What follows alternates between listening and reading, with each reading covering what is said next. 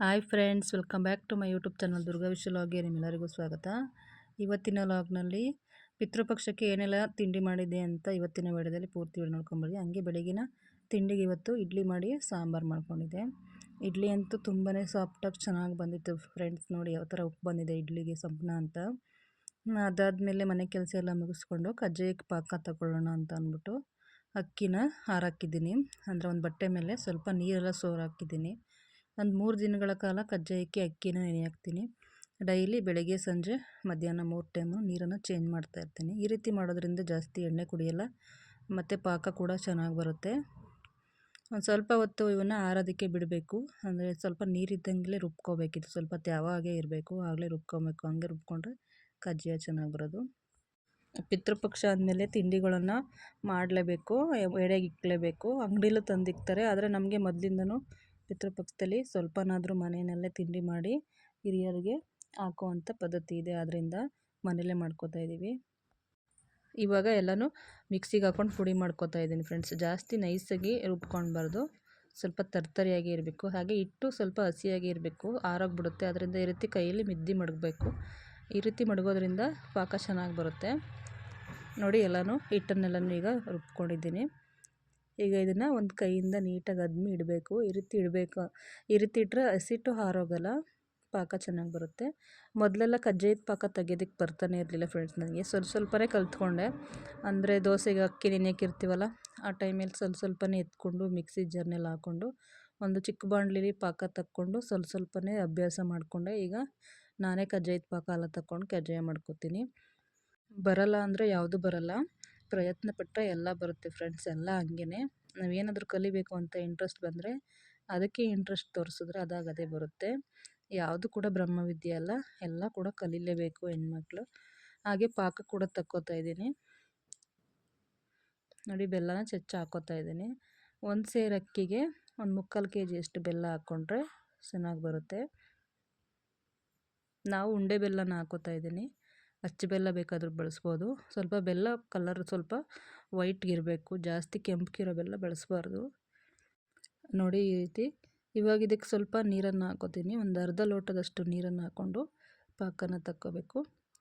ಸ್ವಲ್ಪ ಪಾತ್ರೆ ಸ್ವಲ್ಪ ದೊಡ್ಡದೇ ಇಟ್ಟಿದ್ದೀನಿ, ಯಾಕಂದರೆ ಅಕ್ಕಿ ಹಿಟ್ಟನ್ನೆಲ್ಲ ಹಾಕ್ಕೊಂಡು ತಿರುಬ್ಕೋಬೇಕು. ಅದರಿಂದ ಪಾಕ ಕೂಡ ಚಿಕ್ಕ ಪಾತ್ರೆಯಲ್ಲಿ ತಕ್ಕೊಳಕ್ಕಾಗಲ್ಲ, ಸ್ವಲ್ಪ ದೊಡ್ಡದೇ ಪಾತ್ರೆ ಇಡಬೇಕು. ನಾವು ಮುದ್ದೆ ತಿರ್ಬೇಕು ಅಲ್ಲಿಂದ ತಿರುಗಿಸ್ಕೊತಾ ಇದ್ದೀನಿ. ಈ ರೀತಿ ಬೆಲ್ಲನೆಲ್ಲ ಹಾಕಿ ಚೆನ್ನಾಗಿ ಕರಗಿಸ್ಕೊಂಡು ತಿರುಗಿಸ್ಕೊತಾ ಇದ್ದೀನಿ. ಇದು ಪಾಕ ಬರಬೇಕು, ನೋಡ್ಕೊತಾನೆ ಇರಬೇಕು ಪಾಕ ಬರೋದನ್ನು. ಸ್ವಲ್ಪ ಗುಳ್ಳೆ ಥರ ಬರ್ತಾ ಇರ್ತಲ್ಲ ಪಾಕ, ಆವಾಗ ಒಂದು ಬಟ್ಲಲ್ಲಿ ನೀರು ಇಟ್ಕೊಂಡು ಚೆಕ್ ಮಾಡ್ಕೋಬೇಕು, ಪಾಕ ಬಂದಿದೆಯಾ ಇಲ್ವಾ, ಒಂದೆಳೆ ಬಂದಿದೆಯಾ ಎರಡೆಳೆ ಬಂದಿದೆಯಾ ಅಂತ. ಬೆಲ್ಲ ನೀರೊಳಗೆ ಹಾಕಿದಾಗ ಚಿತ್ರ ಆಗಬಾರ್ದು, ಸ್ವಲ್ಪ ಉಂಡೆ ಆಗಬೇಕು ಬೆಲ್ಲ. ಆ ರೀತಿ ಆದರೆ ಪಾಕ ಚೆನ್ನಾಗಿ ಬಂದಿದೆ ಅಂತ.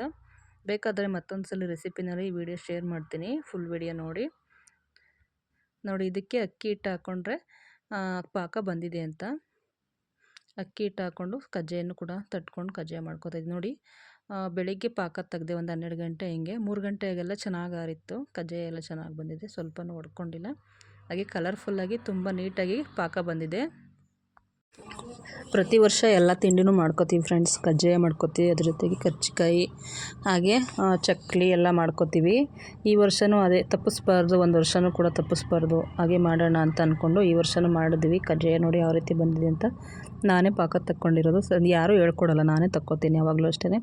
ಅದ್ರ ಜೊತೆಗೆ ಕರ್ಜಿಕಾಯಿ ಮಾಡಿಕೊಂಡು ಎಲ್ಲ ಸ್ವಲ್ಪಕ್ಕೆ ಮಾಡಿಕೊಂಡು. ಈಗೆಲ್ಲ ಬೇಕ್ರಿ ತಿಂಡಿ ತಿನ್ನೋದ್ರಿಂದ ಯಾರೂ ಮನೆ ತಿಂಡಿಗಳು ಜಾಸ್ತಿ ಇಷ್ಟಪಡಲ್ಲ ಫ್ರೆಂಡ್ಸ್. ಆದ್ದರಿಂದ ಕಡಲೆನ ಪುಡಿ ಮಾಡ್ಕೊಂಡಿದ್ದೀವಿ. ಕಡಲೆ ಪುಡಿ ಮಾಡಿಕೊಂಡು ಅದಕ್ಕೆ ಕೊಬ್ಬರಿನ ಹಾಕ್ಕೊಂಡಿದ್ದೀವಿ. ಕೊಬ್ಬರಿನ ತುರಿದು ಹಾಕೋಬೇಕು, ಚೆನ್ನಾಗಿರುತ್ತೆ. ಅದ್ರ ಜೊತೆಗೆ ಸ್ವಲ್ಪ ಏಲಕ್ಕಿ ಕಾಯಿನ ಹಾಕ್ಕೊಂಡಿದ್ದೀವಿ ಕರ್ಜಿಕಾಯಿ ಮಾಡೋದಕ್ಕೆ. ರೆಸಿಪಿ ಬೇಕಾದರೆ ಮಾಮೂಲಿ ವೀಡಿಯೋದಲ್ಲಿ ಶೇರ್ ಮಾಡ್ತೀನಿ ನಾನು. ಸುಮ್ಮನೆ ಏನೇನು ಹಬ್ಬಕ್ಕೆ ಏನೇನು ತಿಂಡಿ ಮಾಡಿದೆ ಅಂತ ಒಂದು ವೀಡಿಯೋ ಮಾಡಿದ್ದೀನಿ ಅಷ್ಟೇ. ಈಗ ಸಕ್ಕರೆ ಹಾಕ್ಕೊಂಡು ಇದಕ್ಕೆ ಎಳ್ಳು ಕೂಡ ಹಾಕ್ಕೋಬೋದು, ಬರೀ ಎಳ್ಳಲ್ಲಿ ಕೂಡ ಮಾಡ್ಬೋದು. ಆದರೆ ನಾವು ಕಡಲೆಲಿ ಮಾಡ್ತಾಯಿದ್ದೀವಿ. ಕಡಲೆ, ಎಳ್ಳು, ಕೊಬ್ಬರಿ, ಸಕ್ಕರೆ ಇಷ್ಟನ್ನು ಹಾಕ್ಕೊಂಡು ಮಾಡ್ತಾಯಿದ್ದೀವಿ. ಬರೀ ಎಳ್ಳು ಹಾಕಿ ಮಾಡೋದು ಚೆನ್ನಾಗಿರುತ್ತೆ, ಮತ್ತು ಬರೀ ಕೊಬ್ಬರಿ ಮತ್ತು ಗಸಗಸೆನೇ ಹಾಕಿ ಮಾಡಿದ್ರು ಚೆನ್ನಾಗಿರುತ್ತೆ. ಆದರೆ ನಾವು ಯಾವಾಗೂ ನಾರ್ಮಲಾಗಿ ಇದೇ ರೀತಿ ಕರ್ಜಿಕಾಯಿ ಮಾಡೋದು, ಅದರಿಂದ ಈ ರೀತಿ ಮಾಡ್ತಾಯಿದ್ದೀವಿ. ಸಕ್ಕರೆ ನೋಡಿ ಹಾಕ್ಕೊಬೇಕು. ಈ ತಿಂಡಿಗಳನ್ನ ಯಾವುದನ್ನು ನಾವು ಟೇಸ್ಟ್ ಮಾಡೋವಾಗಿಲ್ಲ, ಎಡೆ ಇಕ್ಕೋದ್ರಿಂದ ಯಾವುದನ್ನು ಕೂಡ ನೋಡೋಗಿಲ್ಲ. ಕಣ್ಣಳ್ತೆ ಕೈ ಅಳತೆನಲ್ಲೇ ಮಾಡ್ಕೋತೀವಿ.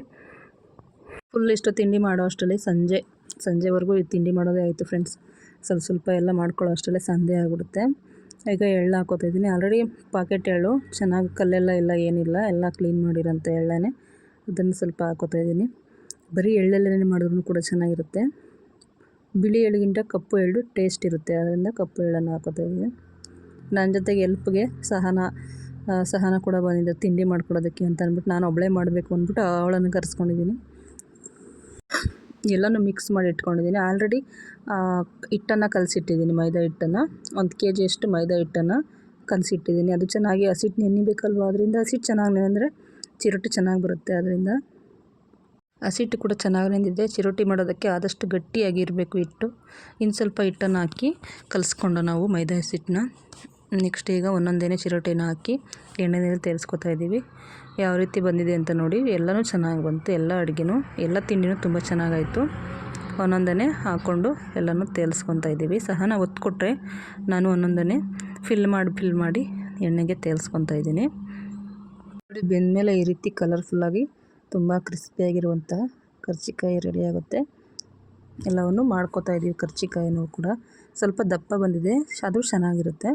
ಸ್ವಲ್ಪ ಮೈದಾ ಹಿಟ್ಟು ಉಳಿದಿತ್ತು, ಅದರಿಂದ ಚಿರೋಟಿ ಮಾಡೋಣ ಅಂದ್ಬಿಟ್ಟು ಸಕ್ಕರೆನ ಸ್ವಲ್ಪ ರುಬ್ಬಿ ಇಟ್ಕೊಂಡಿದ್ದೀನಿ. ಸ್ವಲ್ಪ ಗ್ರೈಂಡ್ ಮಾಡ್ಕೊಂಡಿದ್ದೀನಿ. ಸಕ್ಕರೆನ ಜಾಸ್ತಿ ಎಲ್ಲ ಸ್ವಲ್ಪ ಮಾಡ್ಕೊಂಡಿದ್ದೀನಿ. ಈಗ ನೋಡಿ, ಮಾಮೂಲಿ ಪೂರಿ ಥರ ಎಲ್ಲನೂ ಹುತ್ಕೊಂಡಿರೋದು ಅದೇ ಎಣ್ಣೆಗೆ ಹಾಕಿ ಕರ್ಕೋತೀನಿ. ಇದೇ ಎಣ್ಣೆಗೆ ಹಾಕಿ ಕರ್ಕೊಂಡು ಚೆನ್ನಾಗಿ ಪೂರಿ ಥರ ಬರುತ್ತೆ. ಇದಕ್ಕೇನು ಉಪ್ಪು ಸೋಡಾ ಏನೂ ಹಾಕಿರಲ್ಲ. ತಿನ್ನೋದಕ್ಕೆ ಇದು ಕೂಡ ಚೆನ್ನಾಗಿರುತ್ತೆ. ಹಳ್ಳಿಗಳ ಸೈಡೆಲ್ಲ ಮಾಡ್ತಿದ್ರು, ಆದ್ದರಿಂದ ಮಾಡ್ಕೋತೀನಿ ಇದನ್ನು ಕೂಡ ಎಡೆಗಿಡೋಣ ಅಂತ ಅಂದ್ಬಿಟ್ಟು. ನೋಡಿ, ಈ ರೀತಿ ತೇರಿಸ್ಕೊಬೇಕು.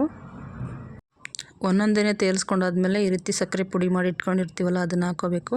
ನೋಡಿ, ಇಷ್ಟು ಕರ್ಜಿಕಾಯಿ ಮಾಡಿದ್ದೀವಿ. ಅದ್ರ ಜೊತೆಗೆ ಚಿರೋಟಿ ಕೂಡ ರೆಡಿಯಾಗಿದೆ. ನನ್ನ ಜೊತೆಗೆ ಸಹನ ಎಲ್ಪ್ಗೆ ಅಂತ, ಅಂದರೆ ಒಬ್ಬರ ಕೈಲೇ ಮಾಡೋದಕ್ಕಾಗಲ್ವಲ್ಲ, ಅದರಿಂದ ನೆಕ್ಸ್ಟ್ ಇವಾಗ ನಾವು ಚಕ್ಲಿ ಇಟ್ಕೊಟ್ಟು ಕಳಿಸಿದ್ರು ಆಂಟಿ ಊರಿಂದ. ಅದರಿಂದ ಸ್ವಲ್ಪನೇ ಮಾಡ್ಕೋತಾ ಇದ್ದೀವಿ ಚಕ್ಲಿ.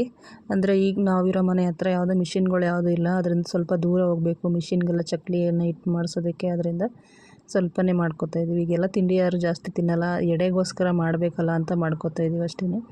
ಸಹನ ಚಕ್ಲಿ ಒತ್ತು ಕೊಡ್ತಾ ಇದ್ದಾಳೆ, ನಾನು ಹಾಕೋತಾ ಇದ್ದೀನಿ. ಎಲ್ಲವನ್ನು ಒಂದು ಪೇಪರ್ ಮೇಲೆ ಒತ್ತು ಕೊಡ್ತಾ ಇದ್ದಾಳೆ. ಒಂದೊಂದನ್ನೇ ನಾವು ಬೇಯಿಸ್ಕೊತಾ ಇದ್ದೀವಿ. ಸ್ವಲ್ಪ ಕೋಡ್ಬಳೆ ಕೂಡ ಮಾಡ್ಕೊಂಡಿದ್ದೀನಿ, ಅಂದರೆ ಎಡೆಗಿಡೋದಕ್ಕೆ. ಚಕ್ಲಿನೂ ಕೂಡ ಚೆನ್ನಾಗಿ ಬಂತು. ಪ್ರತಿ ವರ್ಷ ಇದೇ ರೀತಿ ಇರುತ್ತೆ ನಮ್ಮನೆ ಪಿತೃಪಕ್ಷ ಫ್ರೆಂಡ್ಸ್. ಪ್ರತಿ ವರ್ಷವೂ ಇದೇ ರೀತಿ ತಿಂಡಿಗಳು ಮಾಡೋದು. ಹಾಗೆ ಅಡುಗೆ ಮಾಡಿ ನಾನ್ ವೆಜ್ ಊಟ ಮಾಡಿ ನೆಂಟರು ಎಲ್ಲ ಬಂದು ಸೇರ್ತಾರೆ. ಈ ಹಬ್ಬದಲ್ಲಿ ಮಾತ್ರ ತುಂಬ ಗ್ರ್ಯಾಂಡಾಗಿ ಜೋರಾಗಿ ಮಾಡ್ತೀವಿ. ನಮ್ಮ ಅತ್ತೆ ಮಾವನಿಗೆ ಎಡೆ ಹಾಕಬೇಕಲ್ವ, ಅದರಿಂದ. ಸೊ ತಿಂಡಿ ಎಲ್ಲ ಮಾಡಿಕೊಂಡು ನೈಟ್ಗೆ ಅಂತ ಅಂದ್ಬಿಟ್ಟು ಮೊಟ್ಟೆ ಸಾಂಬಾರು ಮಾಡ್ಕೊಂಡಿದ್ದೀನಿ ಫ್ರೆಂಡ್ಸ್. ಮೊಟ್ಟೆ ಸಾಂಬಾರು, ಅದ್ರ ಜೊತೆಗೆ ಮುದ್ದೆ ಮತ್ತು ಅನ್ನ. ಇದಾಗಿತ್ತು ಫ್ರೆಂಡ್ಸ್ ಇವತ್ತಿನ ವಿಡಿಯೋ. ಈ ವಿಡಿಯೋ ಯಾರಿಗೆಲ್ಲ ಇಷ್ಟ ಆಯಿತು ಪ್ಲೀಸ್ ಲೈಕ್ ಮಾಡಿ, ಶೇರ್ ಮಾಡಿ, ಕಮೆಂಟ್ ಮಾಡಿ. ಹಾಗೆ ನಿಮ್ಮ ಫ್ಯಾಮಿಲಿ ಫ್ರೆಂಡ್ಗೂ ಈ ವಿಡಿಯೋನ ಶೇರ್ ಮಾಡಿ. ಇದೇ ರೀತಿ ವಿಡಿಯೋ ನೋಡಿ ಸಪೋರ್ಟ್ ಮಾಡಿ. Thank you so much. Video ನೋಡಿದ್ದಕ್ಕೆ ಧನ್ಯವಾದಗಳು.